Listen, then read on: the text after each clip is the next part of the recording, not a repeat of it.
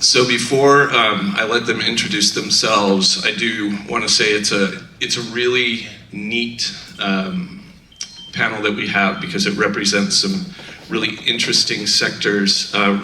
Rachel, I look at as sort of our microeconomic, on the ground, working with businesses, hands-on on operations. Beau is, I would argue, the leading economist globally on market opportunity and trends. And Julian heads up the Bloomwell group in Germany. Very successful business there that really has a good line of sight into the medical market and the opportunities that exist there. And we get to juxtapose that, of course, against a US program, which is often led from the recreational side. So let's start with you, Rachel. Tell them a little bit about your business and what you're up to. Thank you, Chris. And amazing panel that you brought together here. I love the GCNC as well. Julian's out here. We love her. So talk to either one of them about joining this awesome organization. I'll pay you later. Thank you. I thought it was before. Oh. Okay. Well. This is how cannabis works. Like right? a CFO, right okay. there. And so I'm Rachel Wright, CPA. I've been in the cannabis industry for 11 years, born and bred in the California cannabis market. So I've taken companies through their bumps and bruises, to MSO, to exit, to whatever stage that they can be brought through. So not only are we tax and accounting CPAs, we also are partners in your financial world. So that being said, we're also expanding internationally as well. We've got boots on the ground internationally, and that's why I run across these lovely gentlemen. And with that, I'll pass it on. No, Julian, because I have a setup for Beau. Sorry about that. Julian Wichmann, I'm a medical doctor originally, and kind of ventured out of the traditional healthcare system after residency. I actually spent some time in the US, so I kind of have the experience also working as a doctor in the US and the healthcare system behind it. Based in Frankfurt, Germany, and we built Bloomwell Group we started really launching it in 2020, which was a little more than 2 years after the medical cannabis law, the first one in Germany, launched. And what we saw was an initial increase in doctors prescribing cannabis as expected, but then it kind of came to a point where do I find a doctor and how can I make this easy? And we thought this could be all digital, and everybody told us it's not going to work and would be illegal actually. And at some point we thought, we've done our research, we've talked to the lawyers, we think this could work. So we were the first in Germany, and now also the biggest, and now with some changes to the legislation, it has really helped turning the medical cannabis market, and I think that's what we're also talking about today, into actually the more attractive market than rec in Germany. And my experience in the US, and also like at the stages here, is always that rec is the cool one, and maybe the one that has potential, and medical is kind of that's what I hear. Interestingly, in Europe, I think it's the other way around, even to a point, and I think Beau can contribute to that, where cannabis in medical in Germany is much cheaper than anything that you would get in an illicit market and what you would get in a rec market, and you have other advantages like you can drive a car, you can travel, and that's why medical is growing fast. We've grown 10x compared to April last year. Yeah, thanks, Julian. And we will dig into sort of that rec versus medical and how that is structured in some detail. Beau, I'd love you to, of course, introduce yourself in Whitney Economics, but also Beau's studies and reports are used worldwide to help look at predictive analytics for the market. And I'd love for you to take a few extra minutes to also go into sort of an overview of what you're seeing between the US and, of course, Germany, but perhaps extrapolate that out a little bit and see it as the EU as a whole. Yeah, thank you. Very kind words. My name is Beau Whitney, founder and chief economist at Whitney Economics. We're based out of Portland, Oregon. I have experience as an economist in the space, but also as an operator.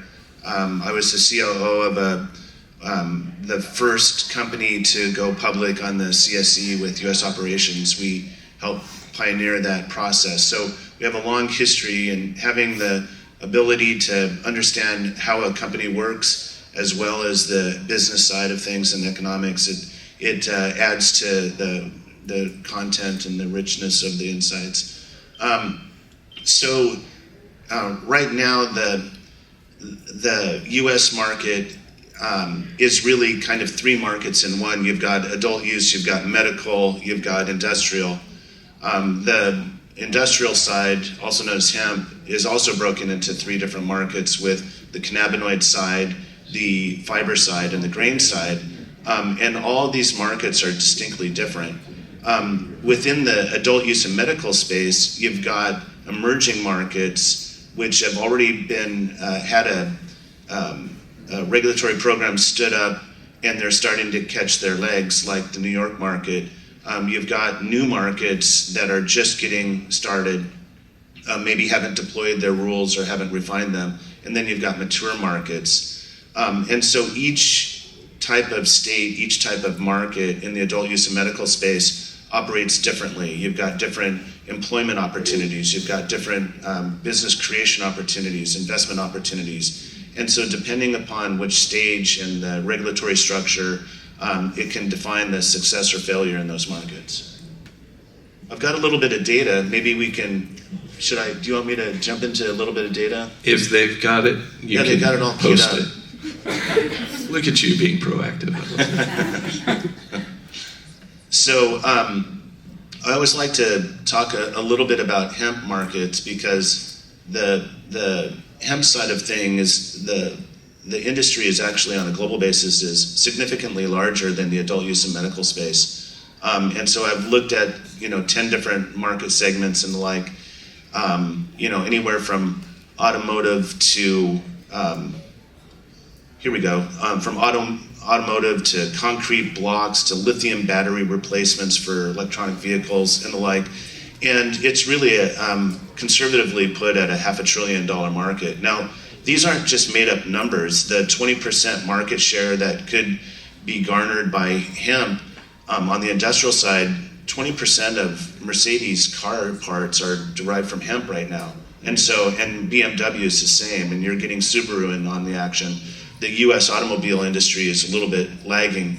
But you've got all of these different industries that are traditional industries that are very, very supportive of hemp if they decide to go there. And this doesn't even have the $28 billion cannabinoid market that's derived from hemp. So this is a significant opportunity for people to jump into and follow their passions. There's 115 countries or more that have legalized access to cannabis at some point. That's up from 60 just in 2019. So there's this global phenomenon going on with respect to cannabis reform. In the U.S. forecast, the U.S. sales topped $30 billion last year. We're forecasting $34 billion this year, and that's a 13% increase. And I mean, what industry, doesn't like a 13% year-over-year growth? I mean, but you have to really look at the different individual states. But even after 16 years, from 2014 to 2030, we're still not even forecasting 60% legal share. So there's lots of opportunity for improvement and for growth in this market. And then, Sorry, so are you happy with the CAGR? Are you happy with the growth? Well, it depends upon which market, and so that leads into this next slide. There were 17 states that had negative growth year over year. Some of them were even emerging markets. And when you look at the investment perspective, and this will tie into the Europe market, the European market is much more enticing now from an investment perspective because it's more stable and predictable. It's slow like molasses in terms of growth, but it's... Well, molasses is sweet. Let's see the numbers. Okay. Don't be offended. But if you think about it, 17 states have negative growth. 27% of the operators nationally are profitable, meaning 72% are not. You had license declines by 900 licenses last year from January to December. So something is not working here if you want to look at the long-term sustainability of the market. And I think those are a couple of the slides that I wanted to dig into. I mean, Thanks, I could go on and on for days on this. Oh, I know. You know, and I've got plenty. And of it's ideas. okay. We actually, one thing I do know also about Beau is that if you ask for his slides, he's very generous in sharing, especially when it's out of a public forum like this. So You know, there is some. If my clicker's not working here, it's okay. We But- probably killed the battery. there was some data on the New York market that I wanted to share. Oh, yeah. Because there was a question about saturation, and that's a really important topic. But essentially, you know, there has been substantial growth in the New York market, and it's something that should be celebrated. I agree with Chair Tremaine that she made some adjustments. They had some things to iron out. There were some lawsuits and like, which really slowed down the deployment of the New York market. But once they had adapted and changed, they went from like 23 to 25 open retailers to over 200 by the end of last year. And that drove significant year-over-year growth. As part of that growth, okay, well, I'm going backwards here. So this is the year-over-year growth and we're forecasting even more growth next year and the year after that. And a lot of this comes down to incentivizing the consumer to participate in the legal market. If you don't incentivize them through price or access, it's going to be really difficult to achieve this type of growth. And there's been significant job growth as well. We just put out a jobs report in partnership with Vangst, and you know, a net change in employment of over 8,400 jobs, and so that's pretty significant. And we're forecasting strong gains as well. There's 385 open stores now as of a week or two ago, and so this is also driving additional employment. I think I should do a little plug for the show floor at that, because there's a whole section out there from the Workforce Initiative talking about some of this very stuff, right? So all the different spectrums and the opportunities. And something else I want to contextualize for this conversation in the audience out of the data is that this discussion is not about the silos that we put ourselves in because of what we see in the daily headlines and everything. This is about the total opportunity across the spectrum that the plant provides, whether we define it as hemp or cannabis or marijuana or cannabinoids or textile, whatever that discussion is. The true opportunities for success come for those people who open their minds a little bit more broadly and can adapt. So when you have government officials in New York making adaptations that are reflective of market trends and being able to look at the data and learn from it, as business owners, we need to do the same thing. And I'm gonna pause your role for a second because I think Rachel also has a lot of perspective on those adaptations that some of the companies are making, and then we can jump back into it. Okay, because this is the one that I really wanted to, and this will lead into Rachel. So, Perfect. When we look at sustainability and viability as businesses, you really need to look at your cost structure. And so a lot of the investors now are looking more at cost structure more so than aspirational growth. But there is a level of viability. It's and I've calculated it for each county in New York. And on the average, you need about $3.5 million in revenue at the retail level to remain viable and sustainable. Now, based upon the average revenue per store currently, based upon our projections, there's still about $1.1 million worth of room.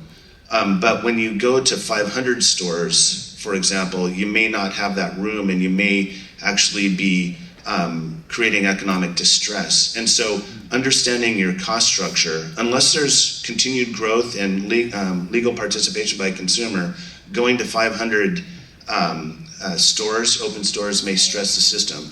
And so, you know, Rachel, when you look at your cost structure, I mean, that's really critical, and you're knee deep in all of this as well, so. Yeah, definitely. So I think, you know, to piggyback on what Beau was saying, you know, we've seen this in the more mature markets, say in California, for example, in limited license versus non-limited license areas. I use, there's a use case in a particular city in La Mesa where, I have a client who's a dispensary there, and you saw them doing very, very well, and then all of a sudden the local municipality released the floodgates for tons of licenses, and now it's a race to the bottom, right? And so, I was definitely worried in California a few years ago. After COVID, you saw a decrease in gross revenue. But if people focus on their operations, and like what Beau was saying, like cost, focusing on operations is really, really important. What we really try to focus on is your gross profit, which is your gross revenue, your discounting strategy, your product mix, making sure that products aren't cannibalizing each other, you're offering the proper product mix. And I think rather than cutting staff, because people generally like to look below the gross profit line, which is hitting staff and hitting the fixed costs that they actually can't do anything about. So let's do business in a more strategic way, and that's what I'm suggesting. Instead of just cutting, let's look at this from the gross revenue, what you're selling your products for, discounting strategy, maybe working with vendors if you have more stores to get discounts there as well. There's a lot of different strategies. So I'd say even in more saturated markets, there's still opportunities. And it's really about running a business at the end of the day and thinking outside the box. There's a lot of misconceptions out here. One of the first places you can save money is on taking the right tax positions, the income tax positions. So I hear a lot of people out here, in newer markets being so scared of 280E, and I'm just going to say it's not something to be scared of if you know what you're doing, okay? And a lot of the theories and things that are out there and things that people are using haven't worked, right? And so I've taken in clients through a number of audits successfully. Let's start thinking outside the box, like what Chris Day was saying. We have to think outside the box, right? And we're in this industry, we're in here because we're pioneers, and we need to think beyond what, the law says, right? We need to read in between the lines, so. To that, yeah, I couldn't agree more. Thanks for quoting me, it's always nice.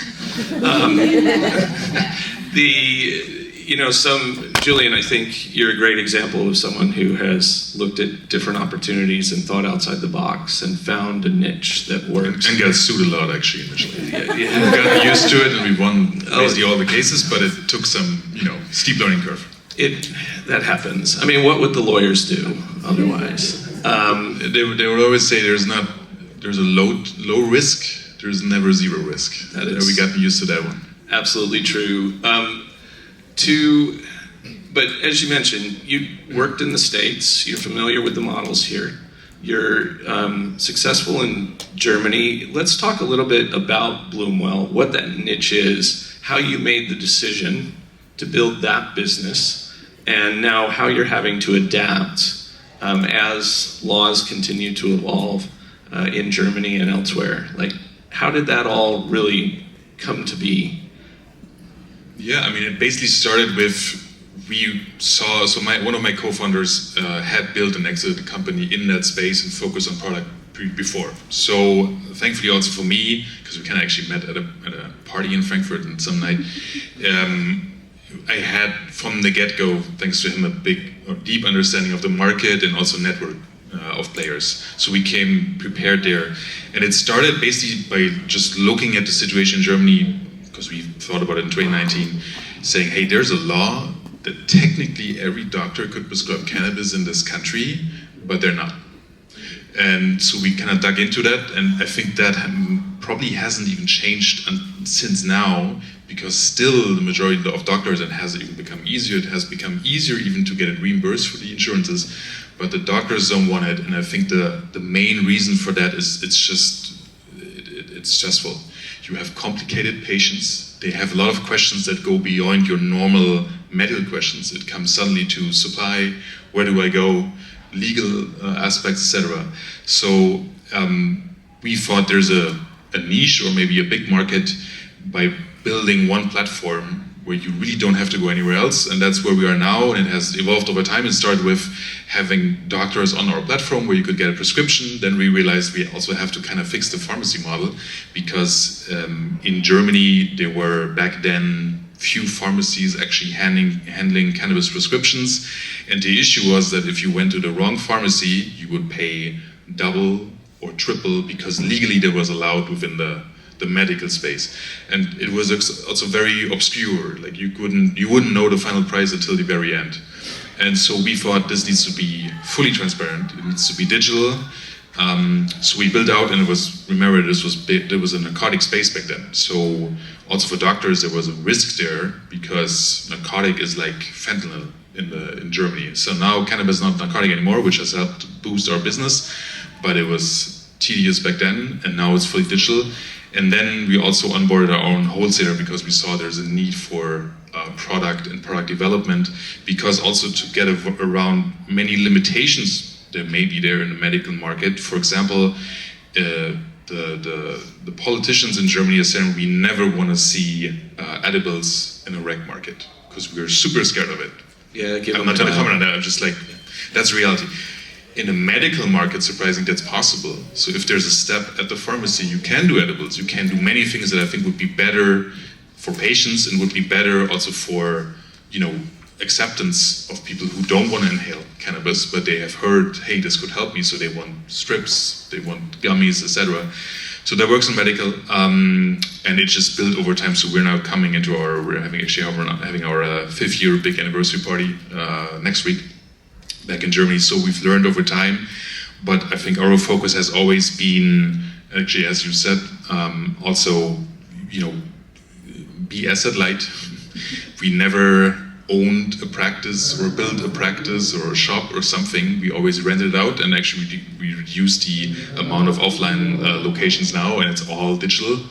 And we focused always on how can this scale, and how can this have I think that's important learning also for the US, how can this have a customer at the end experience that is so good, that is beating any, I'm gonna go to a local dealer, I'm gonna have some other illicit access, or even I'm gonna grow it myself. Because I think actually, at least for Germany, an unpopular opinion, I think the self-grow market is a very niche market in Germany. And so my look at why this worked in Germany is always, sure, there were laws in place, but I think by using those laws, you can make it super attractive. And that's actually my question for the US-based folks.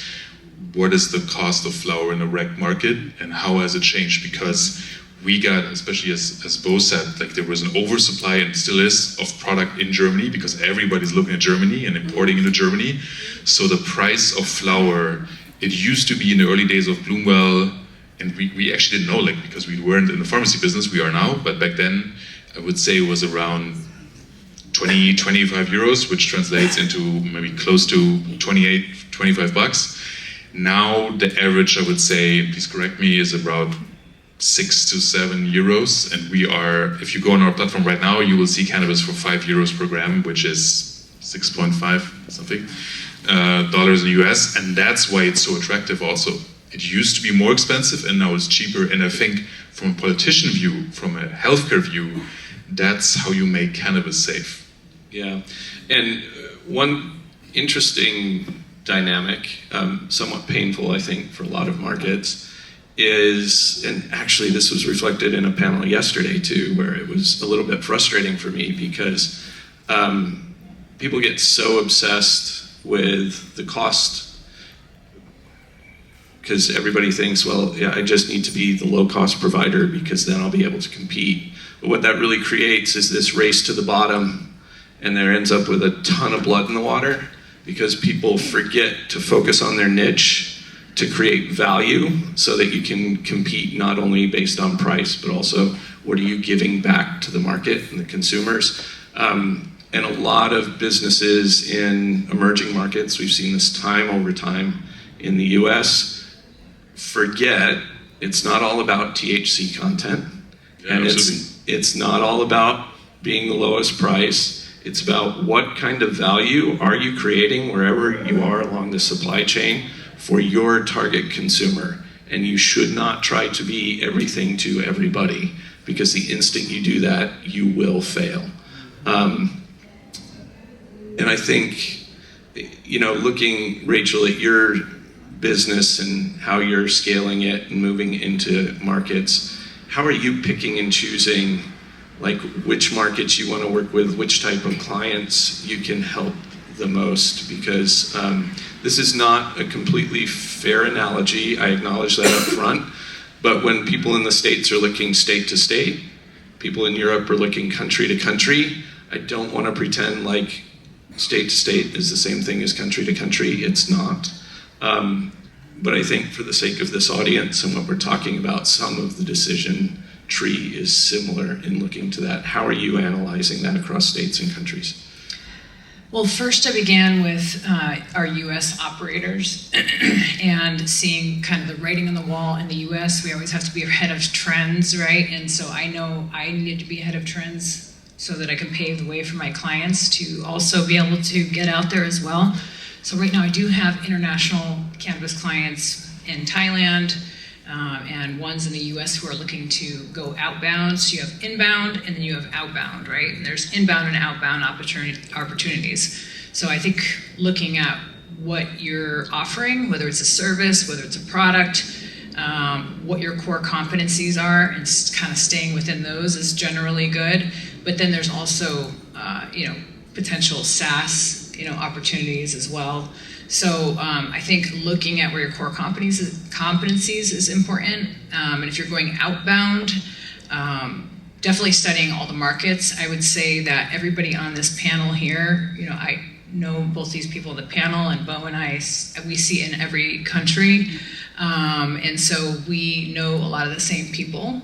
And so what I would say is whatever kind of vertical you're looking at, whatever product or service offering you're looking at, make sure you're talking to the people that know the people that are there and that have known them for a number of years. Because just like in new markets out here, there's a lot of folks that don't know what they're talking about, right? And so if you talk to the people that know the people, that have seen the people doing the real business, you're going to get connected with the right people. So I'd say that's step one. So I think as an operator, either a new entrant or somebody that wants to expand in this market, you have to understand the macro conditions as well as the micro.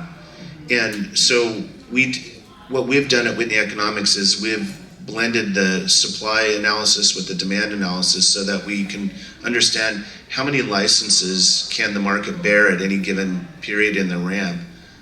We did a supply analysis, and that's the slide that I have up here. There's roughly 50 million pounds of demand by consumers in whatever form, flour, oil, whatever, edibles.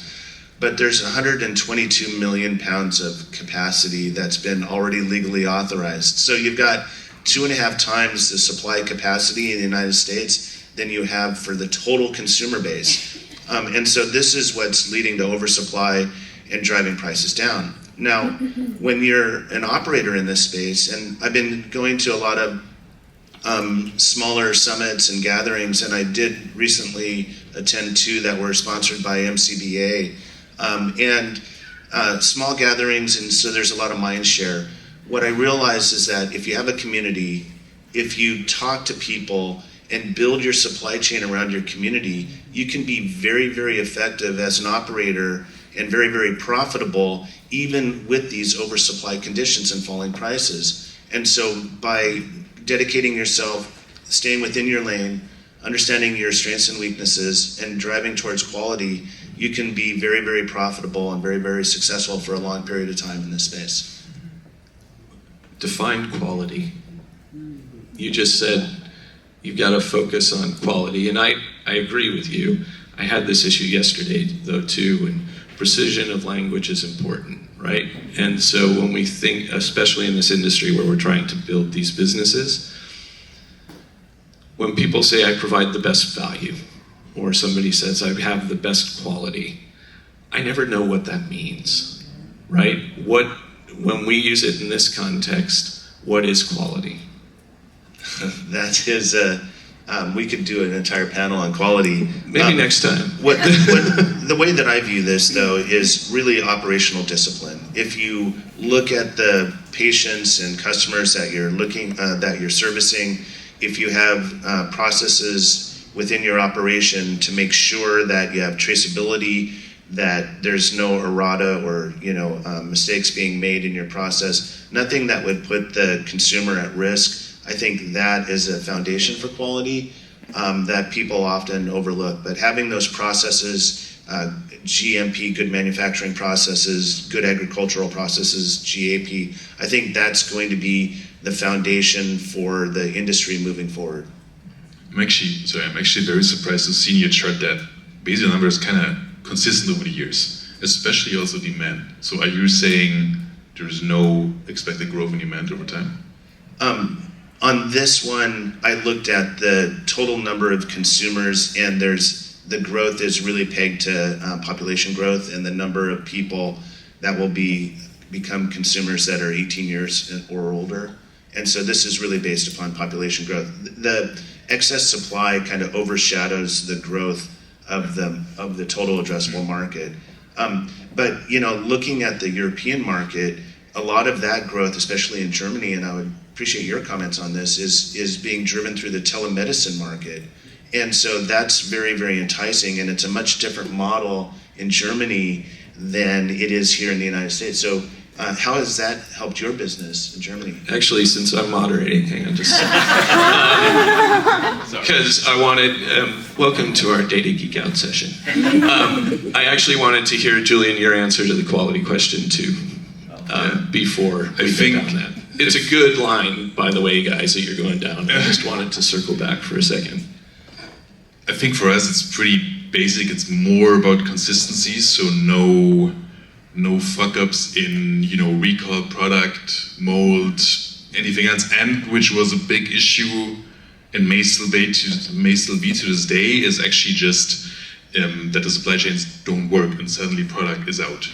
Because that used to be, especially in narcotic days, a huge issue, and it would entice maybe a platform, but especially also doctors, to not continue prescribing product because it would involve having a written prescription come back from the pharmacy, get a new prescription. This is all paper-based back then, now it's electronic, and get it back out. And so the way to make, at least for a medical market, and I think that also works maybe for a rec market, the key, I think, is to have a consistent product line and an understandable product line, so that you look at it maybe on a flyer or on a website and you understand what product is the right one for each case, and especially for yourself, because those customers in the medical market, they educate themselves. And it used to be extremely complicated with very confusing names, and my unpopular opinion that I basically mentioned at every panel was that if the strain name takes up 3 lines on a prescription, doctors are not willing to prescribe it. So the ones that were successful, I think, had a concise but expansive enough portfolio, easily understandable, like color-coded and with numbers that indicate THC, and I fully agree, THC is not everything. Those were the ones, and then they didn't have any major quality or supply chain issues. That worked. What we're seeing now, and I'm interested to see if that works in the US, is we're seeing some brand recognition. So for example, there's Tyson product, there's Wiz Khalifa strains now. I think they're somewhat successful, but they're not like the go-getter that is completely taken over the market. So I don't think that's the strategy that I would do if I would come to Germany, like bet it all on a celebrity brand. Yeah, and based on data we see in the US, you shouldn't be doing that either, although I bet Whoopi Goldberg will have something to say about that shortly. And on the same topic from your perspective, because I am actually going to make a point to all of this here in a second, do you have any additional thoughts around that quality definition or things you would add? I guess quality of product, I always think of obviously the cultivators and cultivators that I work with, which a lot of them are from the legacy market right here in the US. And I know that when you go to Europe, it's a very, very different requirement, the GMP and all of the different standards that you can have. And so I think people are grappling with that question right now, testing all the different certifications it takes to get product into Europe. and especially products coming from everywhere. It's coming from Africa, it's coming from Thailand, it's coming from Canada, it's coming from California, believe it or not. And so I think quality is being redefined. I am not a product tester, so I don't know really. Yeah, no, but thank you all for helping me to make this point, which is 10 years ago when I started really engaging with the cannabis industry and coming along this journey, every conference I went to, every time somebody asked a question, quality was boiled down to what is the percentage of THC in this flower. Nobody talked about business operations. Nobody talked about brand value. Not once did any of these panelists mention that. Not to say it's not an important component of how some sectors of the market make business decisions. But at this point, if you're in a market like New York or anywhere else, you really have to think, just like every other industry does, about what is the business plan? What are you actually building towards? What are those processes and operations going to be? And you have to realize that while you may be operating in a couple of block radius of New York City, or you're upstate, or you're anywhere else, you are actually not just competing there. You are competing on a national and global scale. You may not feel it just yet because the laws are adapting and shifting and all of that, but if you are not thinking that way, you're leaving yourself open to frankly being crushed at some point.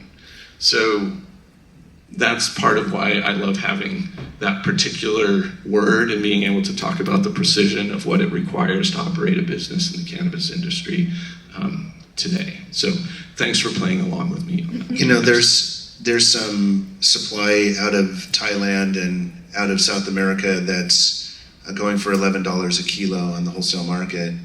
$11 a kilo is a penny a gram. And so in some counties, they're imposing a 2 or 3 cent tax or tariff on the products on the cultivation side. And so this is already putting those local suppliers at an economic disadvantage relative to the global market.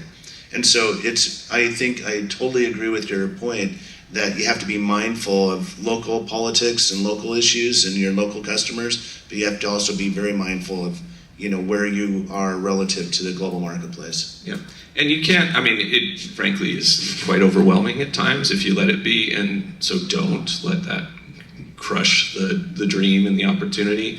But it is important to be cognizant of all of that. So we got started a little bit late. We're supposed to generally be ending right now. I want to run this a little bit over today, so I'm going to have each panelist provide any closing official remarks, and then I'm going to open it up to questions for a little bit for you all.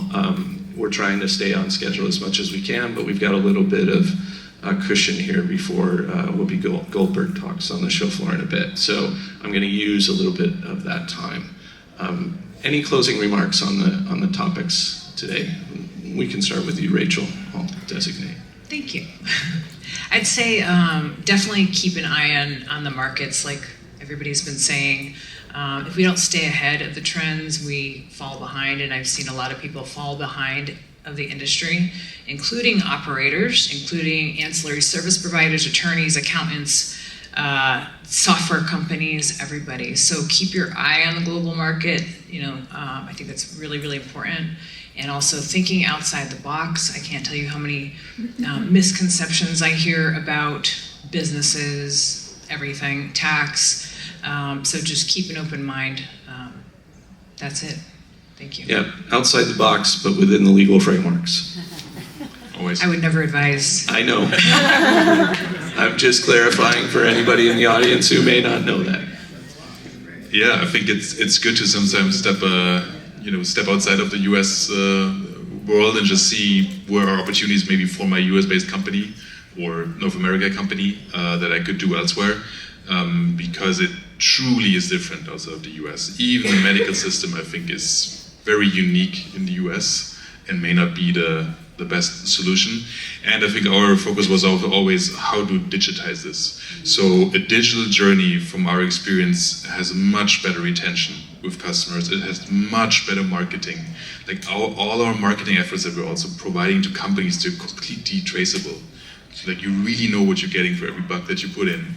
And what I still see here, although we know some of the players, is a very offline experience and hard to differentiate yourself in that sector, because I agree prices are lower.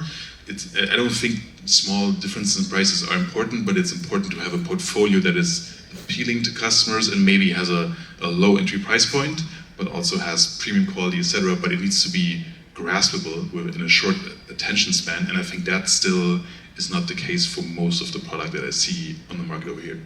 Yeah, thank you. And I will point out for the audience, when he says digitizing the experience, he doesn't mean social media posts. I mean app-based. We are pretty good at social media now, and we worked around, and we know a lot of the folks at Meta actually, and so we got reinstated the account many times.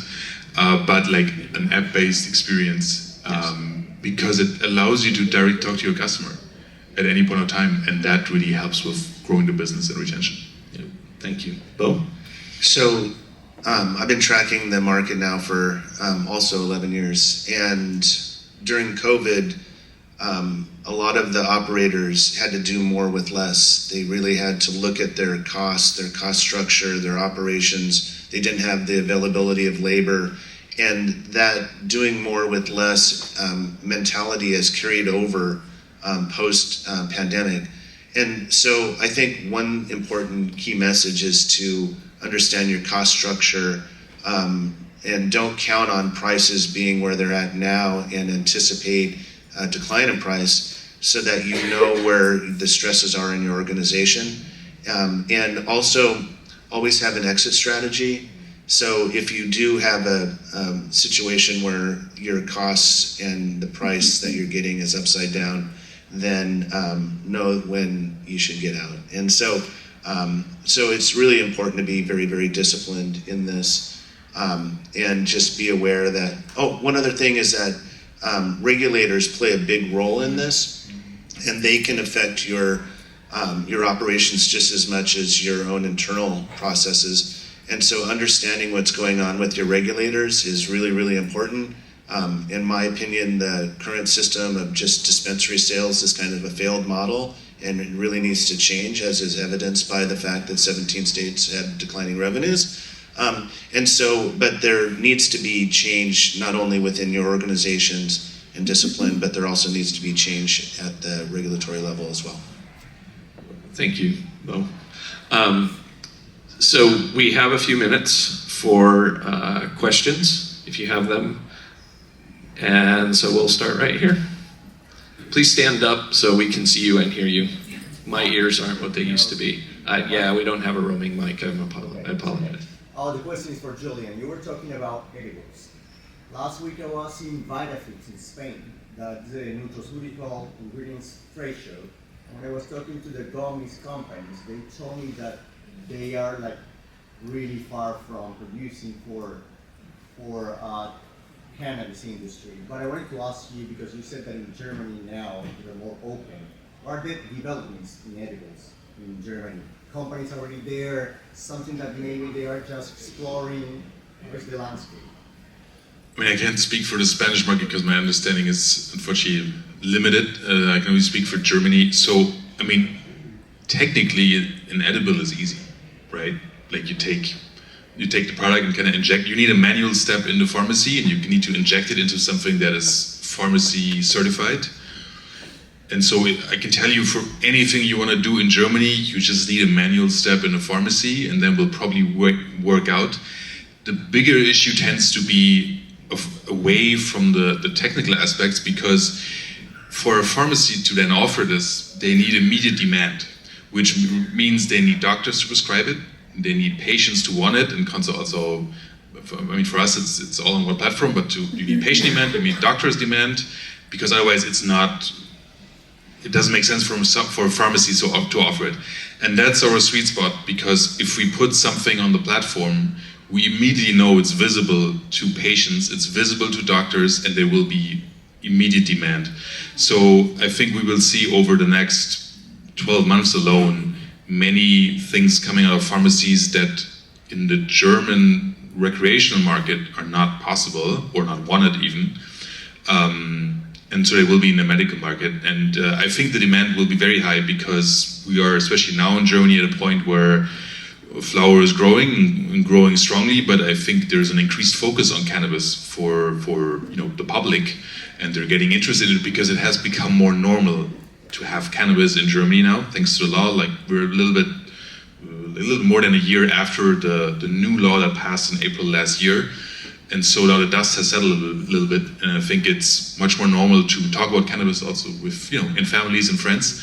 And so that's why I think the demand for anything that is non-flower and non-extract, but in a different format, once it's available, will immediately take off and will maybe be even the bigger market. I'm not sure, because I think people tend to overestimate the amount of people who want high THC and who want to inhale. It's there, it's a solid market, but I personally think the market for people beyond that is maybe even bigger. So think of all your, grandparents. Like we always look at the numbers for chronic diseases, and unfortunately I don't like that term because the term has stigmatized, I think, cannabis in the past. But I'm looking at back pain, sleeping disorder, and a lot of these people, and that's why the medical market is growing, they don't see themselves as patients. They don't go to a doctor 5 times for, hey, I'm having trouble sleeping. They want something that works. And that's where cannabis can help, and that's where medical cannabis is the easier way now and the safer way. And that's why I personally think, maybe we're contrary on that point, that the legal limitations on the telemedicine market, there will be some, but I think will be less strict than what's being discussed right now in the newspapers. It's in the evolution of a market, it's usually flower and pre-roll dominated, and then the product lines diversify over time. And so markets could be easily 75-80% in a new state or a new country, flower, and then it'll settle in 45-55%. But the excess that was driven by the legalization of hemp in the United States created opportunities for innovation in technology, especially at the nanotechnology level. And so you have the ingredients that go into these gummies and other products that are very, very consistent, and they're very scientifically derived. And it allows for the opportunity for a consistent user experience. And I think that is what you're going to see in the European market as well. They already have hemp products, and so those will just naturally transition over to the higher THC cannabis products. I will point out also, markets like Switzerland, right, are already there, and they have gummies somewhat in there. Slowly, yeah. Yeah. Another market, not on this stage generally, but it's relevant to your question, the medicinal programs in Peru are they've got a great pathway to introduce new product formulations, and we're seeing compounding pharmacies doing gummies and edibles in the pharmacy and providing it like same day. Takes some technology, and it's hard to scale that, right? But the fact that the uptick in acceptance then reflects in the customer data, and you can absolutely see older populations tending to prefer, controlled dosing, predictability in that sense, which you don't get with flower. And you have no setup cost as a ramp-up cost as a customer. Like you don't need, a lot of people really don't want to roll a joint, but if they have to buy a vaping device, the first time they want to try cannabis, in Germany that's still 100, maybe a couple of $100 of like the first time when you use it. So that's why I'm very bullish on anything that is non-inhalable, because there's literally no setup fee for you. You can just try it out and see if it helps better than all the medication, even the OTC ones that you've been taking over the past. Yep. Yeah, so thank you for the question. We clearly could go on this one too. Shonda, I see you in the back. Woohoo! You have a mic. Thank you for the help with the mic. The panel discussion has been completely amazing. I have a question, and it's gonna kind of fluctuate with all three of you. I have seen, and I've talked to Beau about this before, where we see some saturation levels in Germany that are happening right now with the market. Julian, I want to know if you're seeing the same thing with those saturation, which might be driving down the price. And then I wanted to then pivot to Rachel to ask, is this one of the markets you would enter into based upon what you said earlier? Like, what are the key indicators? Can you comment on what type of saturation you're referring to? I'll let that be with Beau. Okay. Fine with me. Do you want me to? Yeah, please. So in 2023, there was 31,000 metric tons of cannabis imported, mainly flower, into Germany. Last year, they did that in 1 quarter, and they're doing that again this year as well. And so, but there's only so many medicinal customers available to support that. So it's a destination that everybody is throwing their flower into.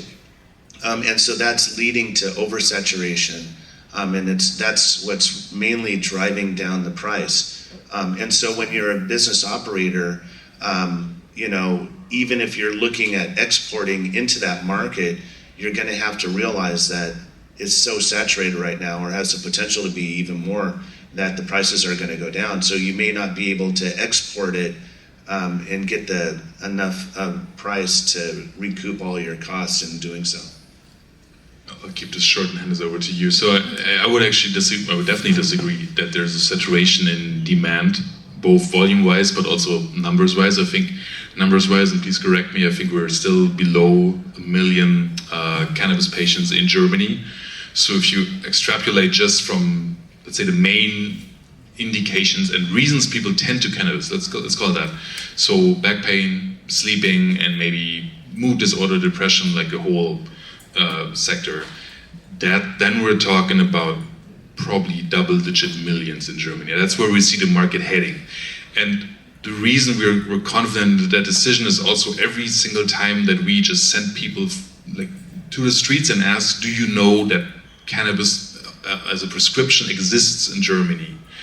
The response rate is maybe 10% or less say yes. So we think the knowledge that this even exists, and further beyond that, the advantages that it has, so it's cheaper than truly any other access, unless you're like growing in bulk, I would say.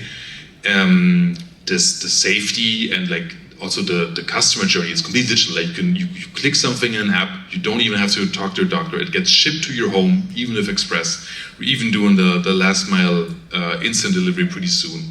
So you have that, and you have the legal safety, and that is a big thing in Germany, because depending on the state, so I'm specifically talking about Bavaria, if you get into traffic control and you're a recreational user, which is pretty easy to actually see from that perspective for a police officer, the legal limit, although it was increased, is still so low that if you, I would say, smoke more than 2 times a week, you will be above. And you will truly risk strong fees and also getting your license suspended. In medical, there is no limit. It's a little bit more complicated than I just said it, but still there's no limit for patients, and you can travel. So it has all these benefits, and I think the task for us, and it's growing over time, is to get that message out, because people truly don't know. And that's, I think, what's, instead of a saturated market, I think that's what's holding back the market. Let's phrase it like that. I just one comment No, here. no, we're done. No, Rachel gets to talk now. Okay. Yeah, I'd say as far as entry into the German market, we look at it again from what part of the vertical are you in, and are you cannabis touching or non-cannabis touching? So, you know, a couple of years ago, I thought it was a great opportunity. Well, even recently when they opened up cultivation in Germany, right? However, with all the products coming in from everywhere, looking at the cost per pound, I do a lot of cost per pound models, and looking at, you know, is it feasible to even produce anymore, right? And so I think from a cultivation standpoint, I probably would not advise to become a cultivator because the market is so uncertain, and I don't know if there's any protectionism coming in at some point, or there will be, because you know, for each country, whether you guys will have to say, hey, we're not taking product, or tariffs. I am not the economist, so so I would say from a cultivation standpoint, it's probably not the greatest play. Maybe from a retail standpoint, you could, even with the association limitations of 500 members, because there's ways around that as well, where you can have multiple associations in one building. You can have, I think, up to 10, something like that. And so, again, I'm not a regulatory attorney, but if you're looking to be plant touching, that might be a play. But then again, look at the ancillary side of things. So I work with nutrients companies. They're definitely parking themselves in Germany right now because that's a great opportunity. So look at, I guess, which part of the vertical or ancillary that you're in. And then from an advisor standpoint, it's an amazing time because basically everything that's happening from investors coming into the market, new entrants into the market, all of the same playbook is there, right? You have people investing money in companies they shouldn't be. You have people taking investment that they shouldn't be. And they don't really have the right business plan. So it's all the same things happening out there in a new emerging market with a lot of, again, like predators and newbies, and so I would say advisors. That's a really good play. Cool. Yeah. So thank you all. Julian and Beau are going to continue their saturation cage match out on the show floor. But for today, we're going to call it. I really appreciate everybody hanging with us, paying attention, and participating. Don't forget to attend other sessions throughout the show. And thanks so much, everyone.